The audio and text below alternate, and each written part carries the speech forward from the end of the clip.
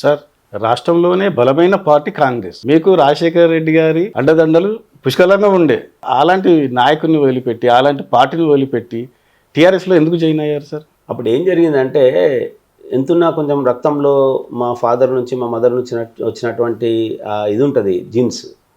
నాకేం జరిగిందంటే, అప్పుడే టీఆర్ఎస్ పార్టీ పుట్టింది, కాంగ్రెస్ పార్టీ ఓడిపోయింది. నేను చాలా స్ట్రాంగ్ ఉన్నాను జిల్లాలోనే, ఉమ్మడి రంగారెడ్డి జిల్లాలో నేను స్ట్రాంగ్గా ఉన్నాను. నేను ఇంద్రారెడ్డి గారు ఉండే కలిసి మంచి ప్రయాణం చేస్తుంటే.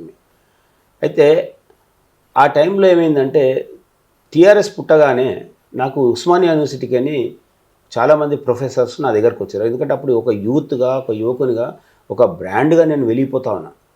అయితే వాళ్ళందరూ నా దగ్గరకు వచ్చి నా మైండ్ వాష్ చేశారు.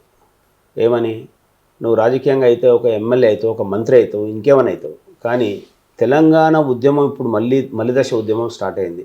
ఇందులో మీలాంటి వాళ్ళే రాజకీయంగా ఎక్స్పెక్ట్ చేసి కాలేజీ చదువులు చదువుకొని మీరు అన్నీ తెలిసిండు కూడా నువ్వు వెల్ ఎస్టాబ్లిష్ నువ్వు, కానీ నీలాంటి వాడు రాజకీయాలను వదిలి కొంత ఉద్యమం వైపు వస్తే ఇది తెలంగాణ రాష్ట్రానికి చరిత్రలోని మీరు నిలిచిపోతారని చెప్పేసి నన్ను మైండ్ వాష్ చేయడం జరిగింది.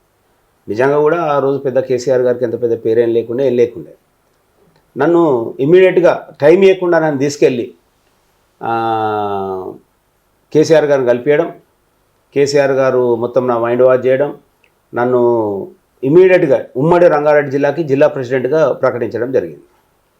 నాకు ఆలోచించుకునే టైం అయ్యలే, కనీసం ఒక 24 hours ఆలోచించుకునే టైం ఇచ్చిన ఉంటే నేను వేరే ఉంటుండే రాజకీయం.